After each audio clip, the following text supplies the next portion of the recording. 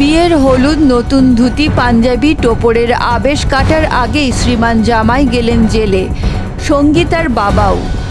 ঘটনাটি বৃহস্পতিবার ঘটেছে নবগ্রামের পলসন্ডা মোড়ে। পাত্র শুভ মণ্ডল ও তার বাবা চাঁদ মণ্ডল 16 বছরের নাবালিকাকে বিয়ের দায়ে গ্রেপ্তার।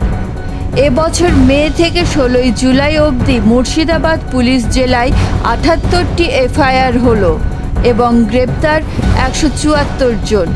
গত বছর এই সময়কালে মাত্র 4টি অভিযোগ জমা পড়েছিল, অর্থাৎ 20 গুণ বেশি অভিযোগ জমা পড়েছে। তবে এত অভিযোগে বিরক্ত পুলিশ প্রশাসনও।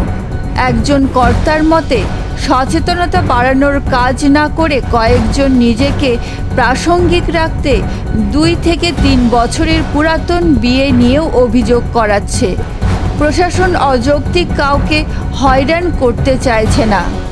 বাল্যবিবাহ ও অপরিণত বয়সে মা হয়ে যাওয়ার লজ্জাজনক ছবিটা বদলাতে বদ্ধপরিকর মুর্শিদাবাদ জেলা প্রশাসন ও স্বেচ্ছাসেবী সংস্থা সিনি। চলুন সকলে মিলে শপথ নিই বাল্যবিবাহ মুক্ত সমাজ গড়ে তোলার।